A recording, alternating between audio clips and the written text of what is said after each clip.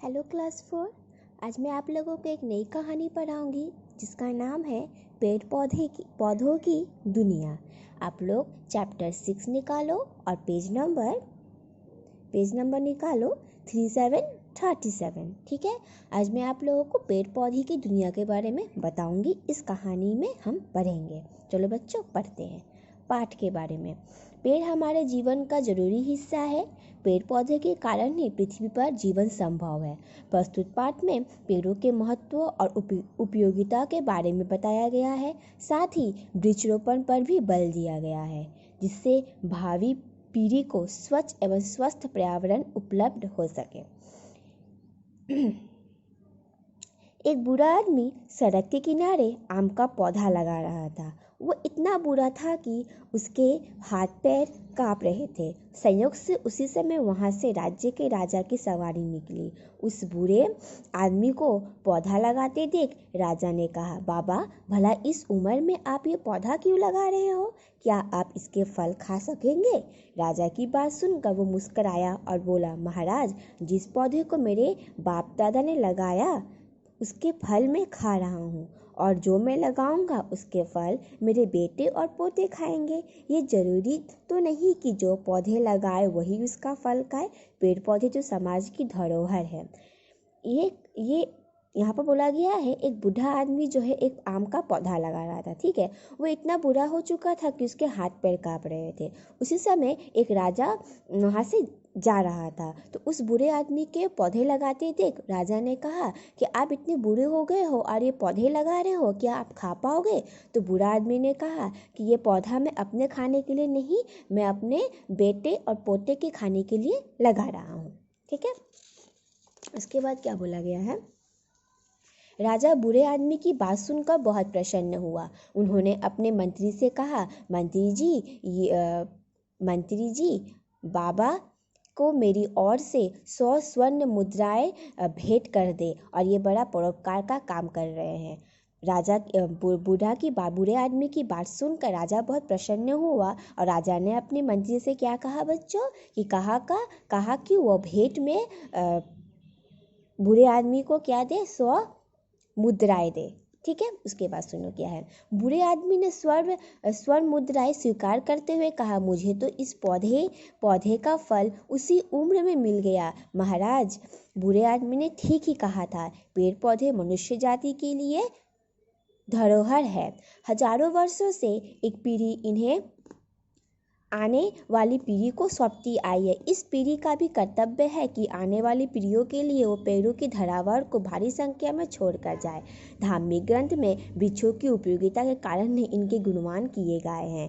वृक्ष लगाना पुण्य का कार्य, काटना पाप का कार्य माना गया है। बूढ़े आदमी ने क्या किया, उस मुद्राएं को स्वीकार करते हुए कहा कि इस पौधे का फल इसी उम्र में मिल गया महाराज मुझे। ठीक है, बूढ़े आदमी ने ये भी कहा कि पेड़ पौधे मनुष्य जाति के लिए बहुत आवश्यक है।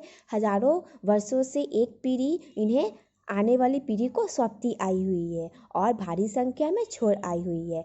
वृक्ष लगाना पुण्य का कार्य है, और वृक्ष को काटना क्या है, पाप है। उसके बाद देखो क्या है, प्राचीन ग्रंथों में कहा गया है कि वृक्ष मनुष्य के पुत्र के समान है। ये मनुष्य की मृत्यु के बाद भी उनका यश फैलाते हैं। वृक्ष लगाने से रोग शोक दूर होते हैं। यही कारण है कि कुछ लोग तुलसी, आंवला, केला, पीपल, बेलपत्र आदि वृक्ष की पूजा करते हैं। यहाँ पर क्या बोला गया है कि वृक्ष जो है वो मनुष्य के पुत्र के समान है। मनुष्य की मृत्यु के बाद भी यह रहता है। वृक्ष लगाने से क्या होता है बच्चों, अगर पेड़ पौधे हम लगाए अपने घर के आस बगल, तो क्या होता है, इससे हमें रोग नहीं होता है, हमें बीमारी नहीं होता है। इसीलिए हम क्या करते हैं, तुलसी, आंवला, केला, पीपल, बेलपत्र का हम क्या करते हैं, पूजा भी करते हैं। आज पौधे को हरा सोना कहा जा रहा है। अंतर केवल इतना है कि सोना खान के अंदर होता है और हरा सोना खुली खान है। अगर इसे बिना सोचे समझे लूटा जाए तो इसके अभिप्राय से हम सब लूट जाएंगे। वृक्ष वर्षा कराने में हमारी सहायता करता है। उनकी टहनियाँ झूम झूम कर बादलों को बरसाने का निमंत्रण देती है। वृक्ष की जड़ पानी को तेजी से नहीं बहने देती। वृक्ष की टहनियों के कारण वर्षा की बौछार का टकराव धरती पर सीधी नहीं होती। इससे भूमि कटाव कम होता है। कटाव कम होने से मिट्टी की उपजाऊ परत पानी में बहने से बच जाती है। यहाँ क्या बोला गया है बच्चों कि वृक्ष जो है पेड़ पौधे लगाने से क्या होती है, वर्षा होती है। और उनकी टहनियाँ, पेड़ की जो टहनियाँ है वो क्या करती है, मजबूत होती है। ठीक है, वृक्ष की टहनियों के कारण ही वर्षा जो है होती है और वो मिट्टी में क्या करती है, सूख जाती है। ठीक है, इससे क्या होता है, जब हम वृक्ष को कटाव करते हैं, धान गेहूँ का जब कटाव करते हैं तब हमें बहुत आवश्यकता होती है। उसके बाद सुनो क्या है, वृक्ष हवा के अशुद्ध कणों को मचा लेती है और हमें साफ हवा देती है। भूमि के गर्म होने से बचाते हैं। अगर वृक्ष ना हो तो धरती का तापमान इतना बढ़ जाएगा कि एक दिन ध्रुव पर जमी सारी बर्फ पिघल जाएगी। उस बर्फ से इतना पानी बनेगा कि पूरी धरती जलमग्न हो जाएगी। तब ना आप बचोगे ना हम, ना बचेंगे रंग बिरंगे पशु पंछी। देखा, पेड़ पर कुल्हाड़ी उठाकर हम अपने ही पेड़ों पर कुल्हाड़ी मारते हैं। जनसंख्या की बढ़ोतरी के कारण आज पेड़ों को बड़ी संख्या में काटा जा रहा है। खेती के लिए वनों का सफाया किया जा रहा है। नदी घाटी परियोजनाओं के लिए पेड़ लगाए जा रहे हैं। रेल और सड़कों का जाल बिछाने के कारण वृक्षों का सफाया हो रहा है। विकास के लिए ये सब काम जरूरी है। ठीक है बच्चों, उसके बाद क्या बोला गया है, लेकिन हमें इन सभी सभ्यताओं के बीच से ही कोई रास्ता निकालना होगा। यदि नहरें बनती है तो उसके किनारे किनारे वृक्षों की पंक्तियाँ लगाई जा सकती है।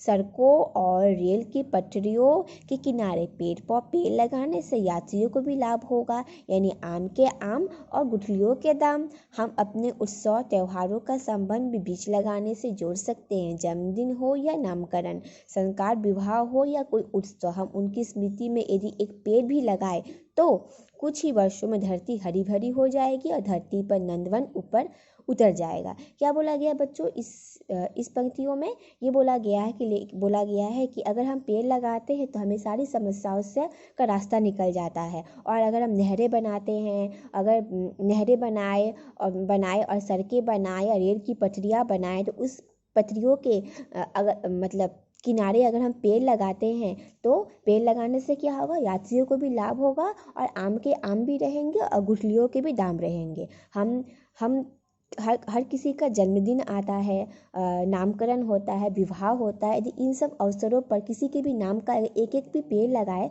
तो क्या होगा, हमारा धरती जो हरी भरी हो जाएगा। ठीक है, उसके बाद है, इस काम में छोटे बच्चे भी हाथ बटा सकते हैं। वे अपने घर के पास या विद्यालयों में स्वयं पौधे लगाकर उनकी देखभाल करके अपना सहयोग दे सकते हैं। हमें पेड़ की पत्तियां भी नहीं तोड़नी चाहिए। पेड़ की हरी हरी पत्तियां ही फल, मेवे, तेल और सुगंध तैयार करती है।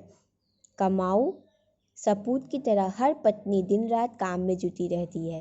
पेड़ों की दुनिया बड़ी अनोखी है। पेड़ हमारी तरह हंसते हैं, रोते हैं, जागते हैं। कुछ पौधे बहुत शर्मीले और नाजुक होते हैं। उनकी और उंगली उठाई नहीं की वे मुरझा गए। क्या आपने छुई मुई पौधे की पत्तियों को देखा है? अफ्रीका में एक शिकारी पौधा पाया जाता है।